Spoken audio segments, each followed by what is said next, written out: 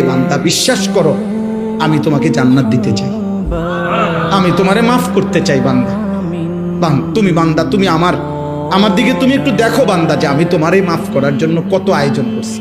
তোমারে মাফ করার জন্য আমি শবে বরাত এক রাত সাজাইছি, এক রাতে কোটি কোটি মাফ করি। তোমারে মাফ করার জন্য আমি শবে কদর এক রাতে আমি আল্লাহ তাআলা হাজার মাসের রাত্রির চাইতে বেশি মাফ করে থাকি।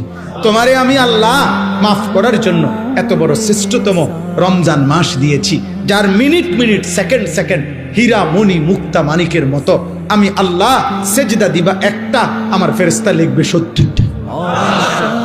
আমি আল্লাহ রহমত দিয়া সাজাইছি, মাগফিরাত দিয়া সাজাইছি, জাহান্নাম থেকে নাজাত দিয়া সাজাইছি।